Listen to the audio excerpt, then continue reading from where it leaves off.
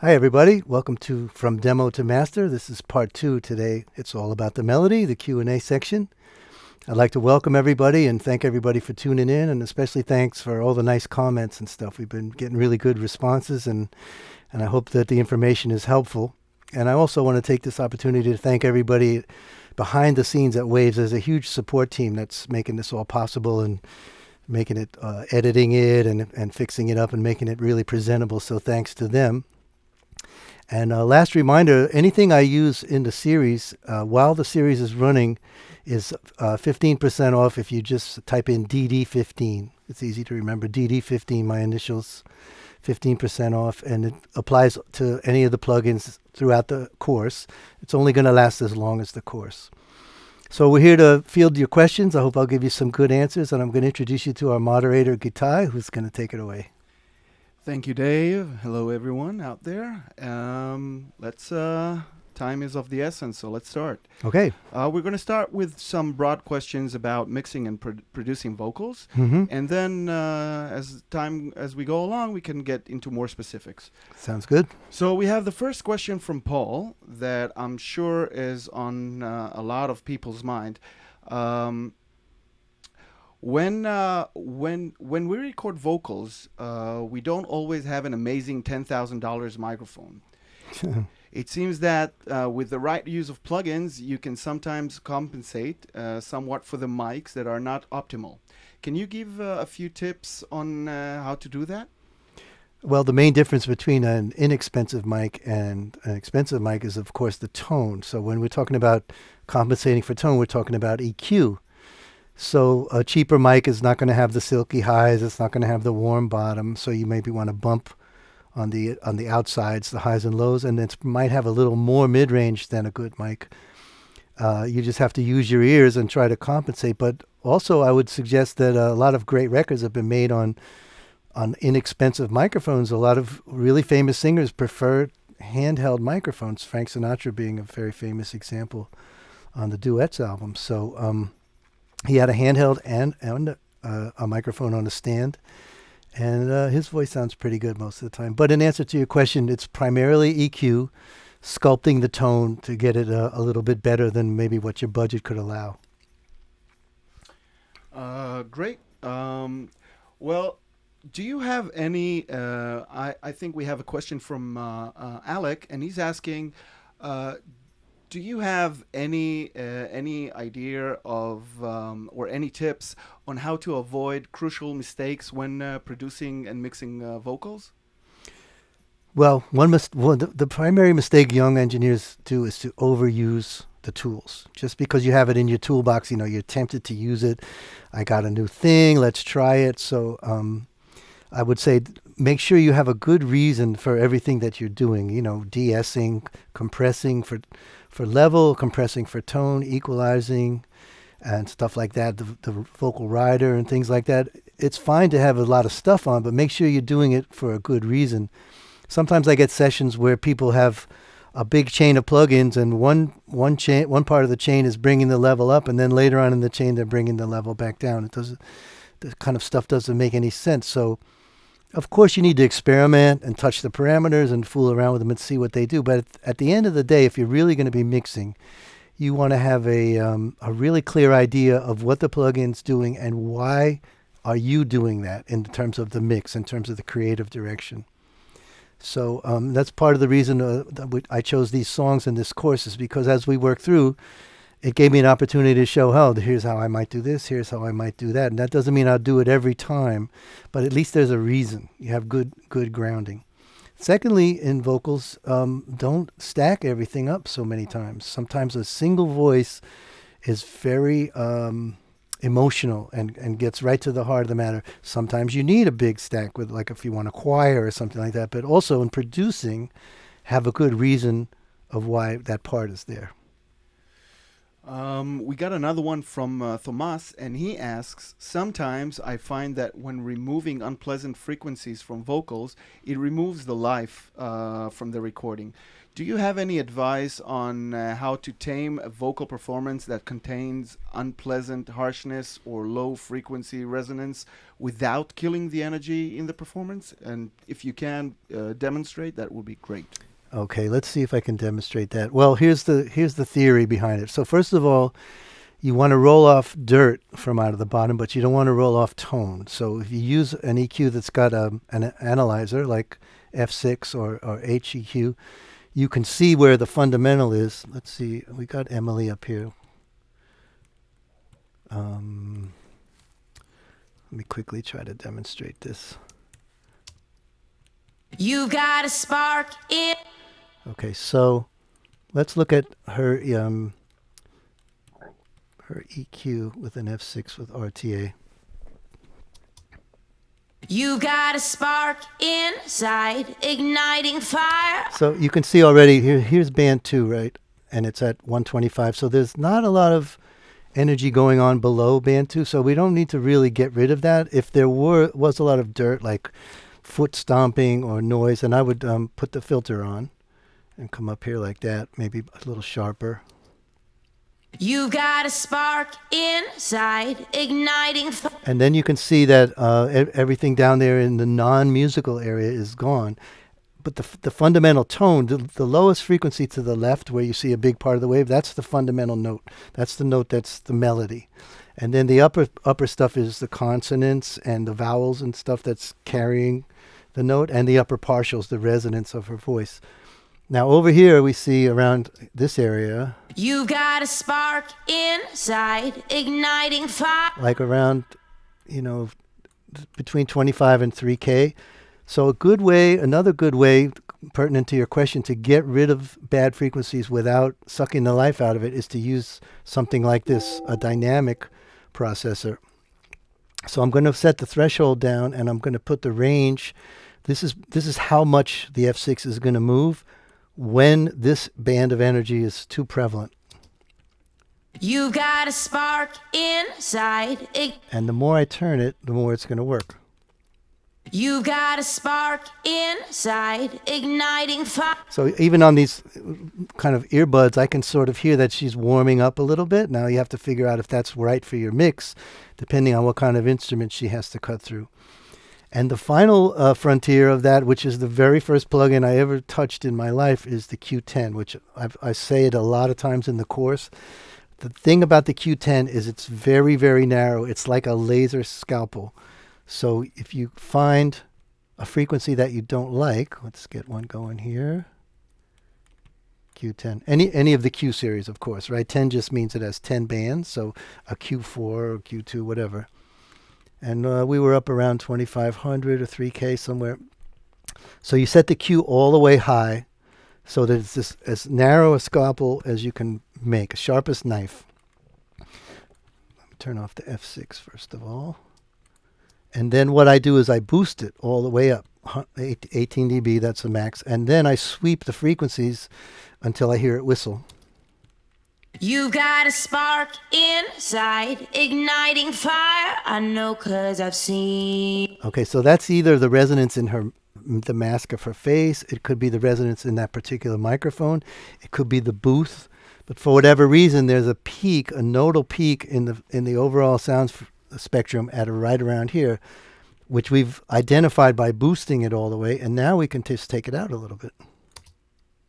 You got a spark inside, igniting fire. I know 'cause I've seen it. So we're really not changing her character. It still sounds like her. It sounds very hi-fi and nice and clear. However, that biting frequency is now diminished. And you can find those frequencies all over the place, like in snare drums, background vocals, pianos. I use the Q10 a lot of times just to get rid of stuff that is non-musical. So those are my three weapons. Filter out anything that's non-musical, sculpt out with a very sharp knife with the Q10, and then finally use something like the F6, a dynamic EQ, or the C4, a dynamic compressor. We're only compressing that range when it's too active. Hope that helps. This actually is similar to what Andre is asking. Why use different EQs for different things rather than just stick with one EQ for everything?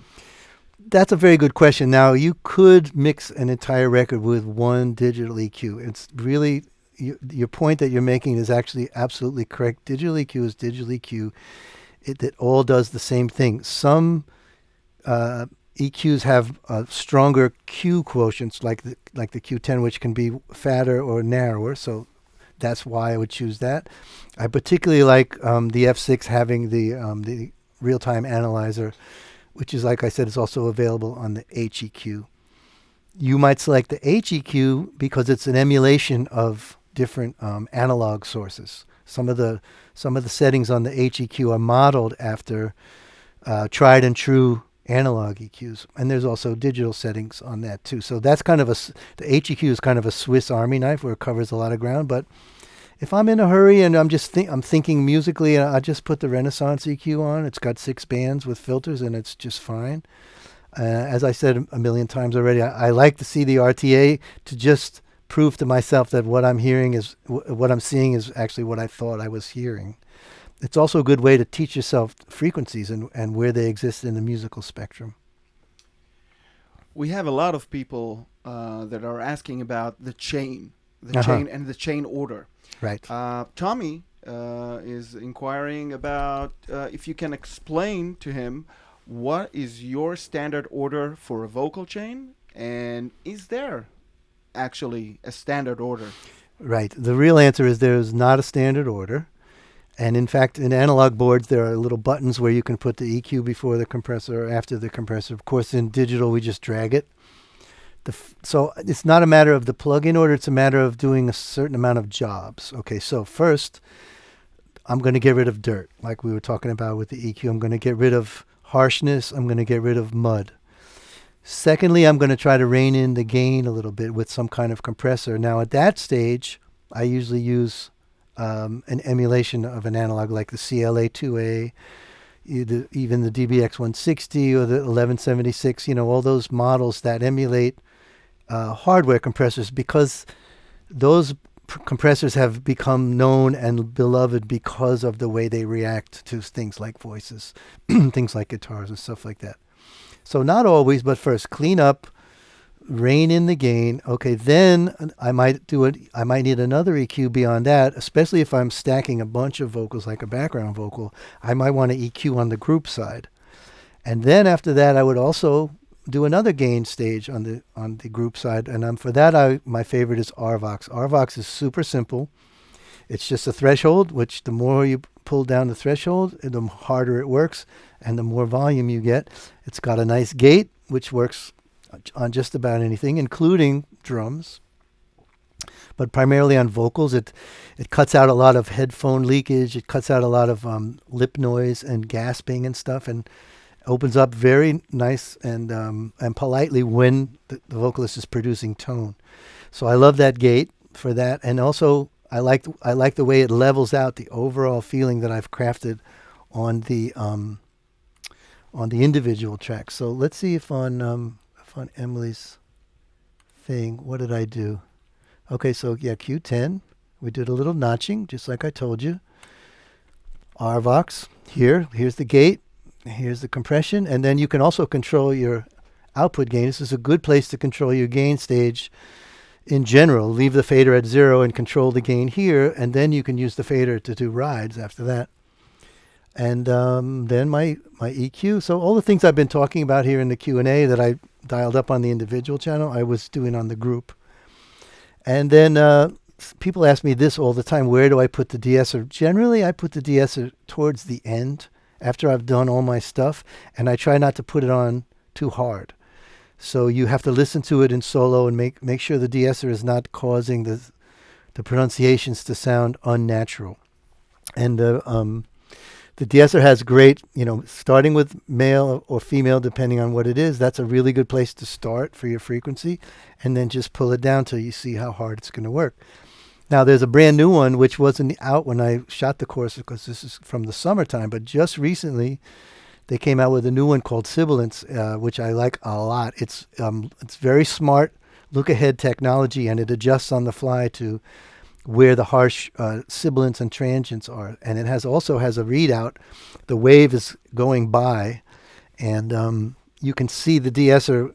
The de-esser will draw the wave after the fact, after it's worked. You can see how far it's dipping down. In fact, while we're here, maybe I'll just slide that in. While you're doing that, Yeah.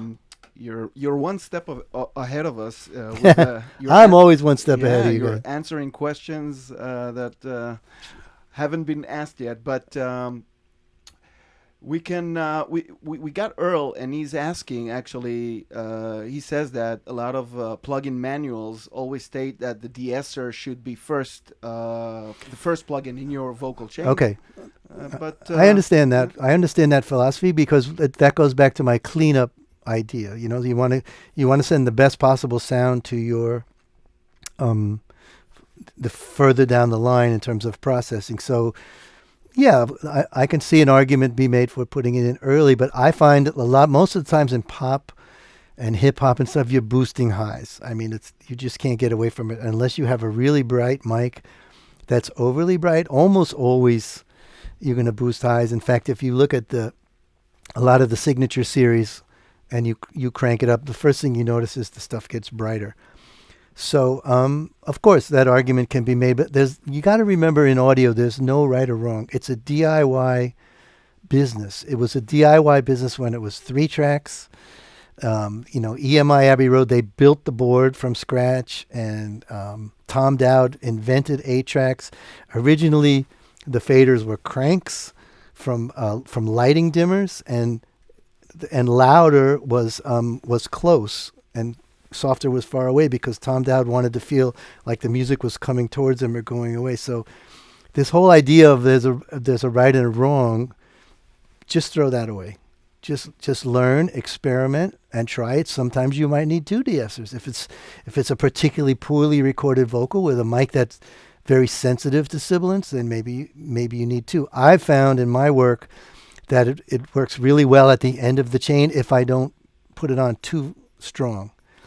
And for that, I was just going to show you Sibilant is right here. This is the new de-esser. And it looks ahead. I like to leave that on. And this is going to be a readout of the wave. So I found that I've started recently with the female vocal preset, which was created by an engineer for waves. And then I take the threshold down until it's just doing what I want it to do. Let's watch the vocal go by up here. And you'll see the yellow line telling us what it's doing. You've got a spark inside. Okay, spark inside. So that's hitting it pretty hard. So I'm going to back it up. You've got a spark inside, igniting fire. I know 'cause I've seen it. Now, to me, that's just a really clever, gentle solution to a very elegant solution to a problem. I still want to understand what she's saying. I don't want to eliminate all the S's, and I certainly don't want to go through the vocal, syllable by syllable and do gain rides and stuff like that. Although we've all done that, of course. But isn't this great the way it works? You've got a spark inside, igniting fire. I know 'cause I've seen it. So because I've seen it, it got the C and the S right You there. got a spark inside, igniting fire. I know 'cause I've seen it. So I'm not giving up my Waves de-esser. I know it very well, and I've saved a lot of settings for people that I work with often. I can just pull it up on my own preset list. But Sibilance is a kind of a game changer, particularly because of the visual feedback that you get from what you're actually doing. Well, we have one more question for now about chain order. Yeah. Duncan asks, at what point in the chain should I have a pitch correction plugin enabled, like the Waves Tune or the Waves Tune Real Time? At the end, beginning, before adding something like reverb? Does it matter? Yes, it matters. For me, I do the tuning very high in the chain. I might do the cleanup part, get rid of the thumps if you feel like you need a de-esser right there, and then go into the tuner because after everything after that is going to be reflective of the performance and the tone, how bright you make it, and how loud you make it, and everything. If it's not very well performed, you're not going to want to put it too loud. But if it's sounding great already, then you're going to be inspired. It's going to be a more inspiring performance, and you're going to want to feature it more. So very early in the chain, and like I showed you in the episode, I put Waves Tune connected with Rewire and do the big chunks like that, kind of quantizing it, and then I put Waves Tune real time. I call it the gutter baller. It's just keeping that ball in the alley without letting it go too far to the side, and then I might commit to that early in the chain instead of running all that CPU. If I feel that it's a good job of tuning and it doesn't make her sound robotic, he or she, if it doesn't make them sound robotic, but they sound like really amazing, just commit in your DAW, whatever it is, Logic, bounce in place, commit, freeze, and then you free up that CPU because Waves Tune uses a lot of power. It's doing a hard job. So most of the time I do the tuning, I commit, but I save the original in the side bin over here, hidden and deactivated. So if later on in the mix somebody says, "Man, that sounds really too tuned. Can we go back to what we have?" Of course we can. It's right here. All right, and we have Brandon and Hey, Brandon. and other people as well that ask. I often have trouble trying to add that gloss and sparkle to a vocal without it getting too harsh. Do you Yeah. have any techniques or wisdom on this? How to add air and sheen without adding, the unpleasantness? And if you can demonstrate, that would be great. Yeah, I don't have it on this one, but the air stuff is higher than the harsh stuff. This goes back to training your ear about frequencies and where unpleasant frequencies are. So boominess is down to 250, 300. Roominess is 400, 500. Harsh vocal is 1.5 to 3 in there somewhere. The nice part of vocal where you want that air is up above 6, above 7, 8K. So I would either do a little bump up there. Let's try it on her. Let's see. Let's set this up default again. So a shelf, right? This kind of shelf, right? So we're boosting everything. You can't see my finger pointing, but where you see this, we see that band 6. This is called a shelf. You're either cutting everything above or you're boosting everything above. So maybe around 6, 7 up here. This is where that nice air is. But here in 5 is where the harshness is. You've got a spark inside, igniting. Okay, how about if we turn it on? Maybe that would help. You've got a spark inside, igniting fire. I know. So you hear that air come in right away. But if I go too far down towards the middle, You've got a spark inside, igniting fire. so there's that harsh area between 1.5 and 3K. So you want to get the air up here, and going back to another one of my mantras is like, don't do too much. Go past it so you hear it going, wow, that's really a lot, and then dial it back. You don't have to take big swings and swing for the home run every time. Just add a little air, and then suck out a little harshness. When you see it on the RTA, you'll find out where it is. You've got a spark inside, igniting fire. I know 'cause I've seen it. You've got a spark inside, igniting fire. I know 'cause I've seen it. So that's super exaggerated. It's very hard for me to hear in these earbuds, but I wanted you to hear what's going on. So the air and crispiness and that nice R&B thing is up there, and the bad stuff is here, and bad stuff is down here in the like 300. And some of the warmth is actually down here, but you want to be careful not to get mud. So it goes back to the point about educating yourself about frequencies. And that is a lifetime endeavor. I'm still learning. Sometimes I try to play games with myself like, I think there's too much 320. And then I see how close I get. And believe me, all of us pros who've been doing it a long time, we use that kind of technique to go, oh, yeah, no, I hear that. That's 400. We got to get that out. It's just like learning to play guitar or learning to do anything. You have to teach yourself. So use the EQ and actually practice by boosting it up to where you hear the bad stuff. This is a good way to teach yourself what's going on. You've got a spark inside. Bad stuff. You've got a spark in. That's the telephone stuff. So when you want the telephone voice, you boost this, and then you filter everybody else out. All right, here's the telephone.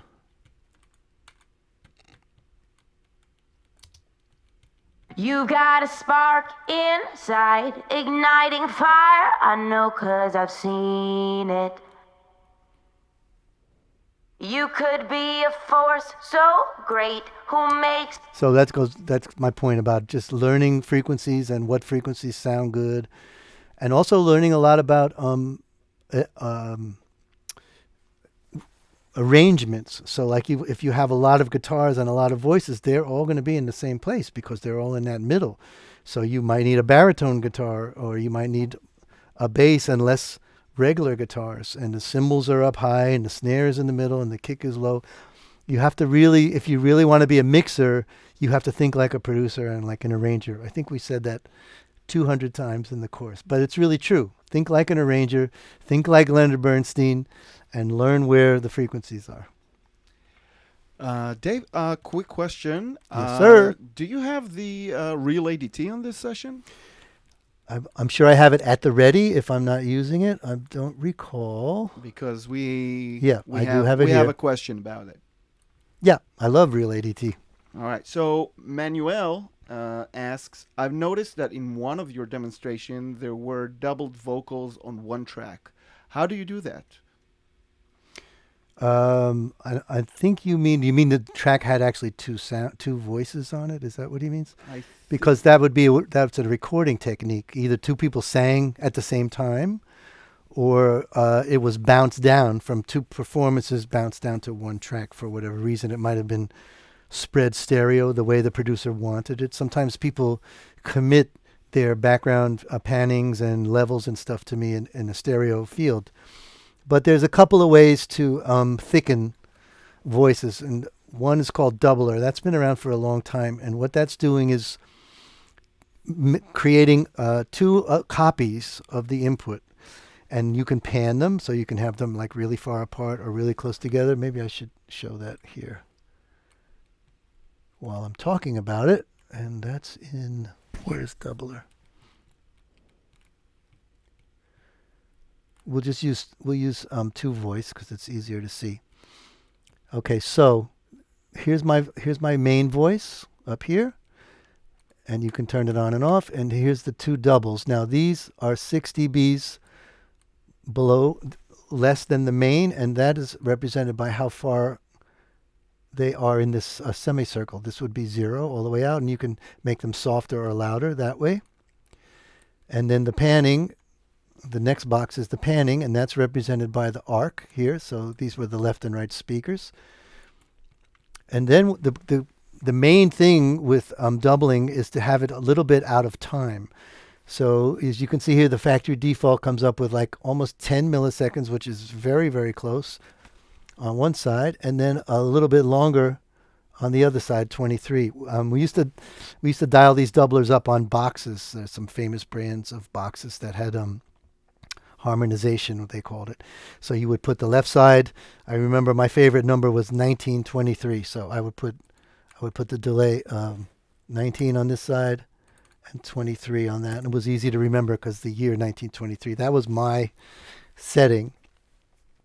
And then this is the detuning, like how far away it is from the actual tracking. If you have two people singing, they're never going to really be singing exactly together in tune. So here's the doubler on her. I hope we can hear it.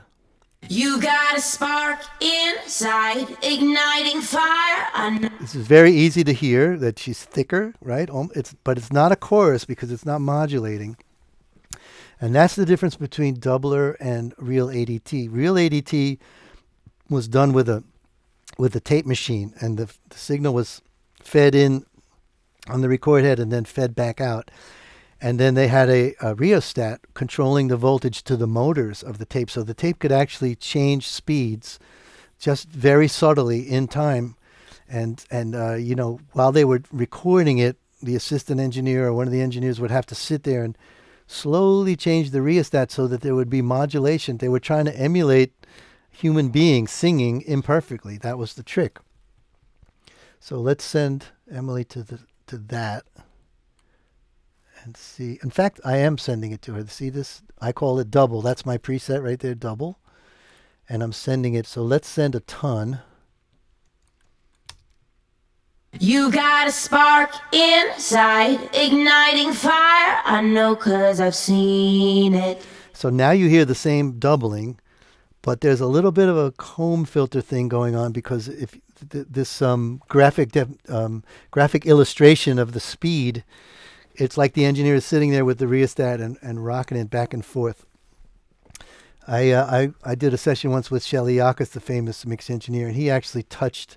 He always had a slap going on his on a tape machine constantly, and when it got to the end of the tape, the assistant was supposed to rewind it and be ready to go. When he was printing the mix, I don't know if you can see me, he would, as the flange was going around, he would touch it and just make it a little bit unsteady, not to the point of where it sounded seasick or anything, which you can do with a real ADT. You can make it extreme, but just this little subtle movement is like two human beings singing the same thing. So this was created for John Lennon because he hated to double himself, and they used to spend really long hours in the studio. Everybody would be exhausted. So the engineers figured out how to do this, and they actually invented it for them. And nothing sounds quite like this tape-based doubling effect. You know, a digital delay is a different animal than a tape delay because of the analog circuit and the imperfections of tape. So I hope that's clear. And I love Real ADT. It's in my setup. When you saw me bring in my setup as I was setting up the mixes, that's my doubler now. I go to that. So, so basically, you have a few options to get that effect. You Certainly. have either duplicate a track, use the doubler, use the Real ADT, or even Right. record a few live takes. Does it make a difference? What would be your go-to technique? The thing about using an effect to do a double is that you have a little bit more control over it, and it's not that many singers are good doublers. I mean, let's face it, there's very few Freddie Mercurys out there these days. I mean, people who've been making records a long time, like Beyonce, they're good doublers. Boyz II Men, people like that who are like vocal-centric people who are really about the singing, Take Five, they're great doublers. The average person who comes to me may be a great singer. They're not the greatest doublers, so there's going to be flaws. They might not state the melody the same way. They might not pronounce their vowels the same way. So unless they're determined that they're going to sing a second part, and that's the way they want the song to sound, which is fine, I avoid that, and I like to be able to control it. As I said before, the digital doubling, it was fine, and that was my go-to up until the ADT came out. And what you had mentioned in terms of copying the track, we can duplicate Emily's track right here, and then maybe put like a little H delay.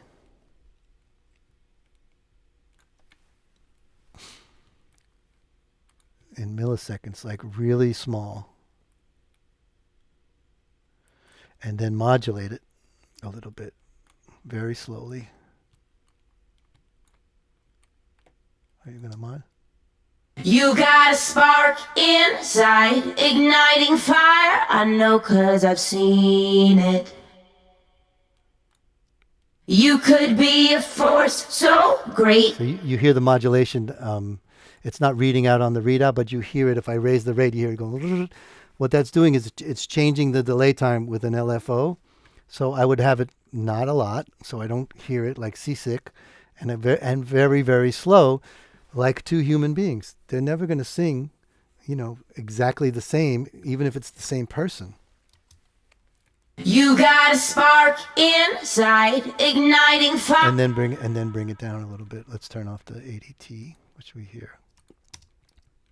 You got a spark inside, igniting fire. I know 'cause I've seen it. You could be a force so great who makes waves. So that's a digital You got a spark. digital doubling, and you see my number is 1923. So less than 19, you kind of didn't really hear it. It's a little too close, and then beyond 23, it's going to start to sound like a slap echo. So that was the third thing that Gitai mentioned. You can duplicate the track. You can use digital doubling, or you can use analog doubling like ADT. Thank you. You're so welcome. Yeah, that's actually, you can go nuts with those. It's fun, and they're all different colors. So, you have to ask yourself, what kind of color am I looking for? And sometimes, just commit and go, see where it takes you. That's part of the fun of mixing. It's a journey. So Robert, one more about the real ADT here. Yeah. We got Robert asking, do you have a tip on how to double a mono vocal with real ADT to stereo? Make it like more stereo. but it still has that great mono compatibility. Well, the trick with mono compatibility is just make sure your monitoring system has a mono button, or one of your monitors is a single mono speaker, like an old radio or something. But let's go back to ADT. So, I mean, the stereo thing, there's a stereo mono switch here, and also in the return, you could bring the returns in closer. Let me make this a little bigger so you can see that. Right? So this would be mono. Even though it's a stereo effect, it can still be mono. And then, right? And these are the delay times here. And these are the pannings right here. So if we want to pan it, this is as wide as it can possibly be, all the way open. And put it back on. You got a spark inside, igniting fire. I know. Now, if you want to see if that effect in and of itself is compatible mono, just go like that. You got a spark inside. And if you're listening on monitor speakers, or I'm listening in here, but I could clearly hear that I still heard the doubling. She wasn't canceling or anything, but it was very much a picture in the middle. Here's the picture wide. You got a spark inside, igniting fire. Now that's super wide. So don't forget, you've got a lot of information in your mix. All your Nexus pads and all that stuff that comes from virtual instruments is already super wide, because the manufacturers make it super wide, so it's exciting when you listen to it. And the cymbals are going to be pretty wide. The piano's going to be pretty wide. So you kind of don't want your lead vocal super wide, at least most of the time, unless it's a special effect for some reason. Backgrounds, yes. Backgrounds you could put a little wider. In fact, I often do. But mainly the lead vocal, like what this chorus number 2, it's all about the melody. That's your star. So that's who you want to focus on.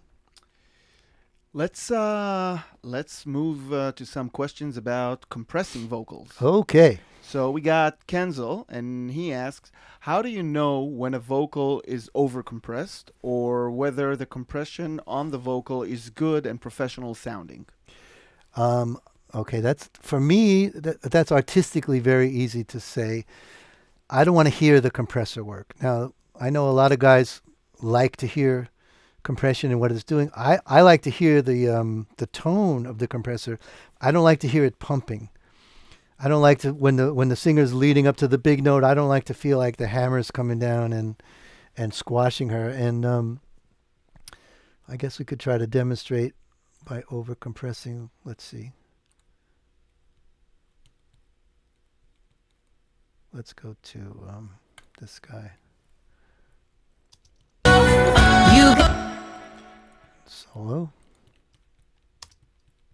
You got a spark inside, igniting fire. I know 'cause I've seen it. You could be a force so great So what happens to me, musically speaking, there is that she starts to sound a little robotic, a little too not natural. Now we've tuned her and we've EQ'd her and everything, but she's still a great vocalist. And part of what's going to set your song aside from all this kind of music that we hear today, and SoundCloud and all that, Bandcamp. If a singer can't really perform, then they do all that stuff and make it exactly perfect. And the stuff that gets out there, that people like, think of Katy Perry or Emily Sandé or people who move you. Bruno Mars, an awesome singer. Now, I bet you they tuned him a little bit here and there. He's not perfect, but they do it in such a subtle way, and it's compressed in a subtle way so that it's clear in the mix, but it's that you don't suck the life. I think of it as sucking the life out of it. Don't suck the life out of it. And then just experiment. Back it up. You've got a spark inside, igniting fire. I know 'cause I've seen it. Like a gentle compression like that is very benign. I might do that even twice in the course of the vocal chain. But you can learn to hear compression just like you can learn to hear frequencies, and you'll recognize when it's overdone, because there's no more life left in the performance. You've said that you like not to hear the compressor work. Yeah, I don't mind to hear the sound of compression. That's not what I meant. I don't want to hear it working. I don't want to hear the board faders going up and down either. I don't want to be distracted from the actual performance of the music. So if I hear the faders going up and down, that's a bad ride. And if I hear the compressor going in and out and letting up when she sings soft and squeezing down when she sings hard, that's too much compression. That's what I meant by that. So Brandon asks, what are your thoughts on using compressors on a vocal sound? Maybe using multiple compressors on Absolutely. and mixing them together, blending them to create a specific flavor.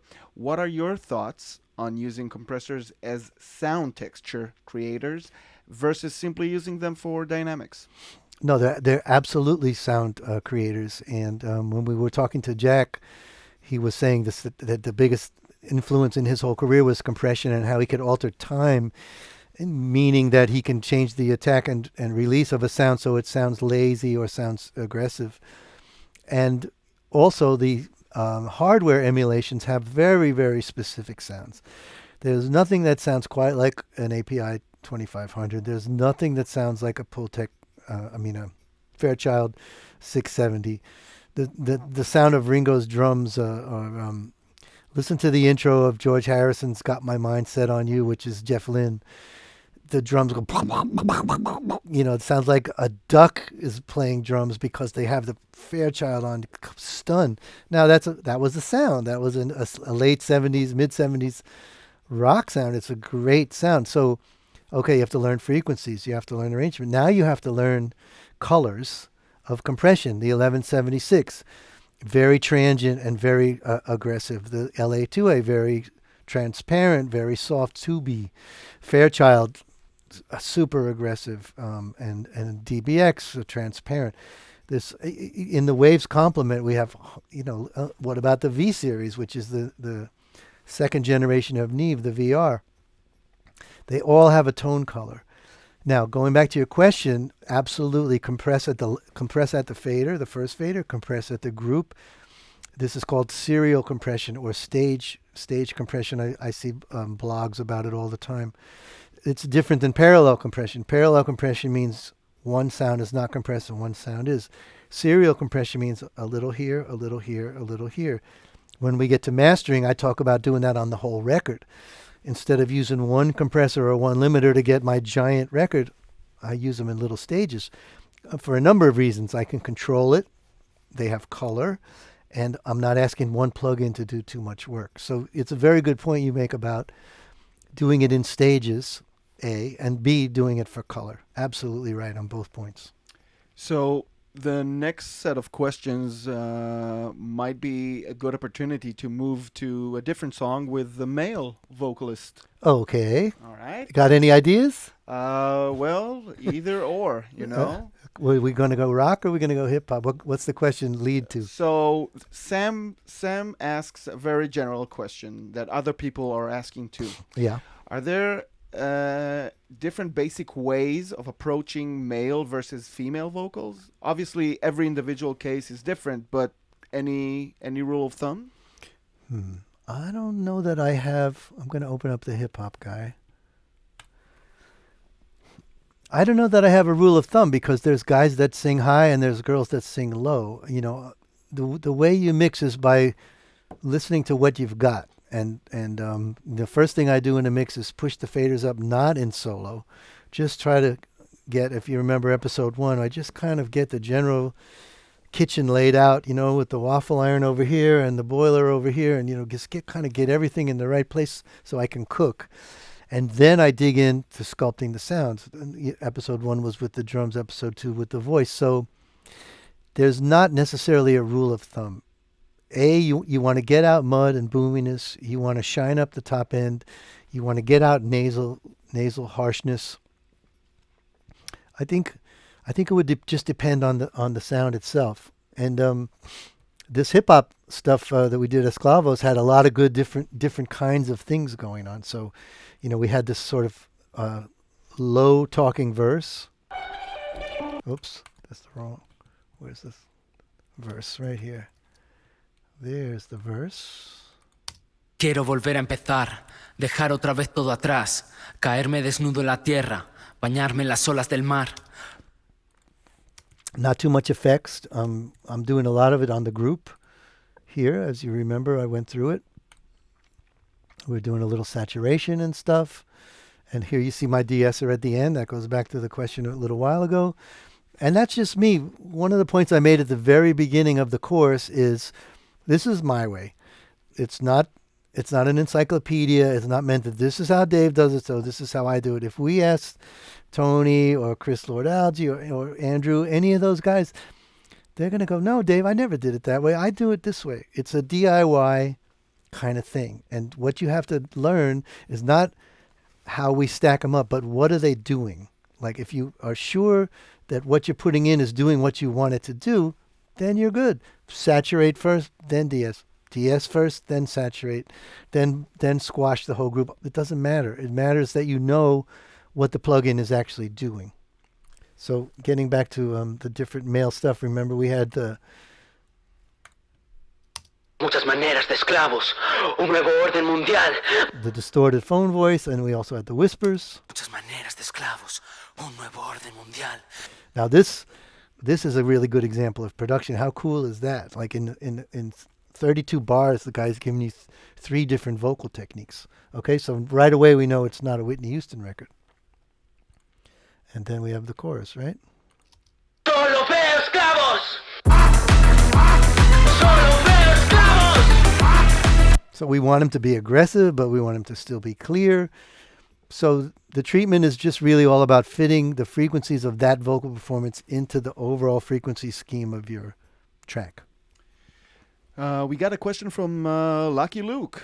Lucky Luke, Yeah. getting lucky tonight. Yeah, and he's asking any advice about using reverb on a rap vocals. What are the pros and cons versus something like the chambers, the Abbey Road chambers, or the Abbey Road plates?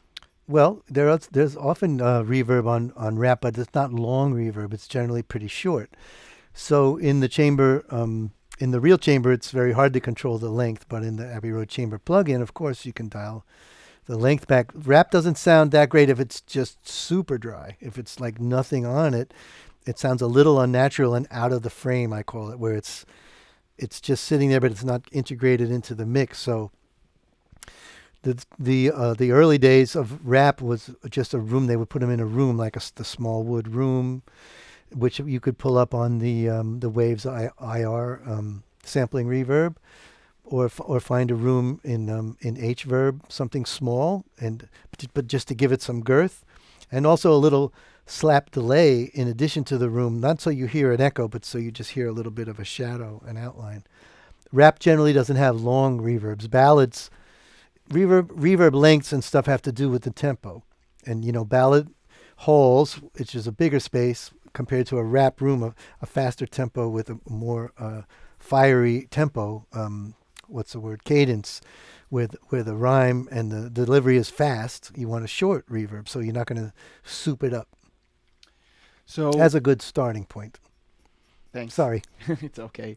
We got a question from Ali, and he read somewhere that at Abbey Road they used to use both their plate and chambers at the same time. Yes. So would you use a chamber reverb and a plate reverb on the same track in a chain, like first the Abbey Road chambers and then the Abbey Road plates? Yeah, that's like a color. That's a part of your palette as an artist. I mean, that's like saying, okay, I have blue paint and I have red paint. Would I ever use them together? Of course, because then I'm going to have purple.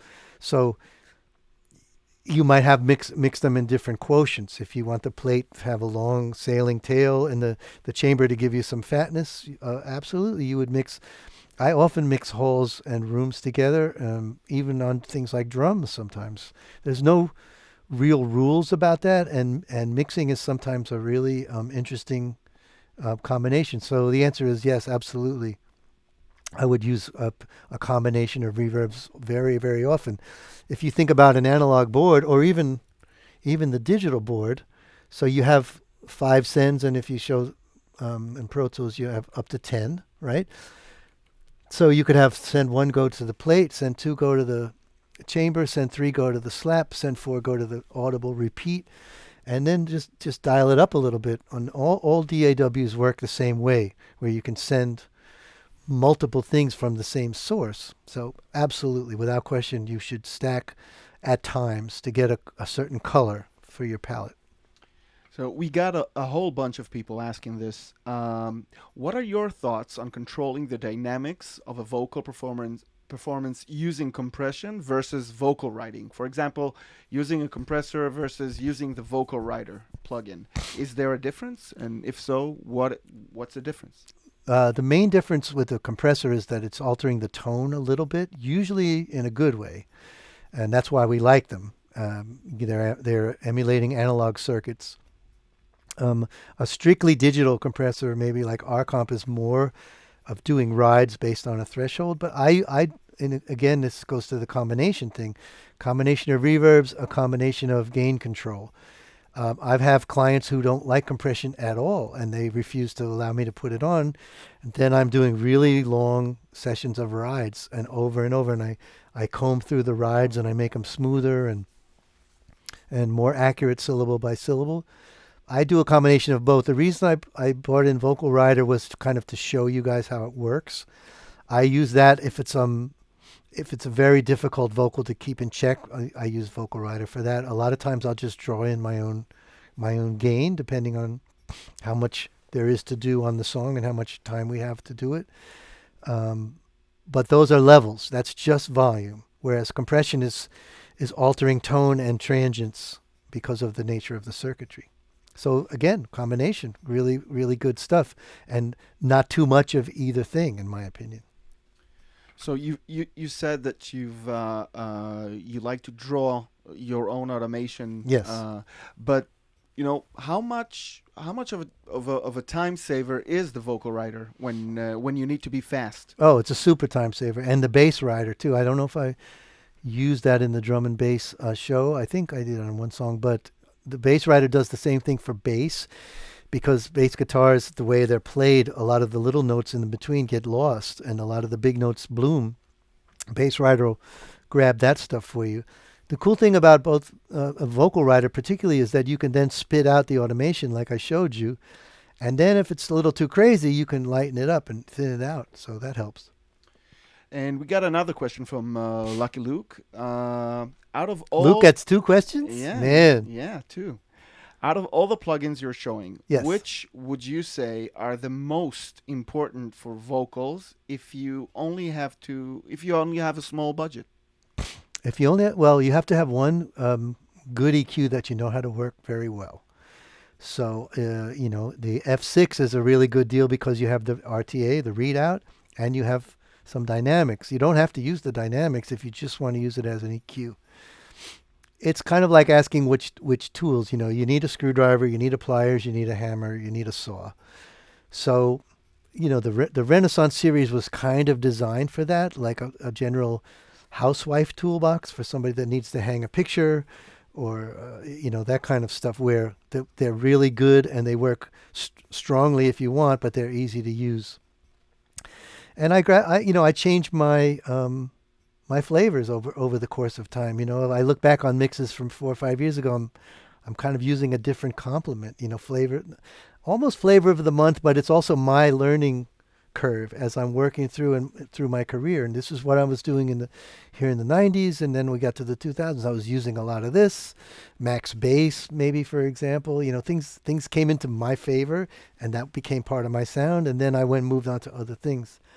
But getting back to your question, you need one good EQ and you need one all-around compressor. So I would say the H series, I would say the R series, or if you want to get into specific brands, there's the SSL Complement, there's the V series, the Neve VR series, and go from there.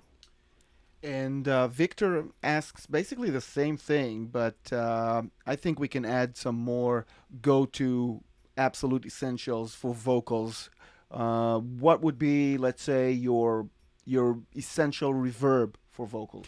Well, I'm using H-Verb primarily for my holes because I think the whole algorithm in H-Verb is really, really beautiful. But I mean, there's a lot of choices. Manny Moroccan's reverb is great. R-Verb is a good. Excuse me, I'm sorry.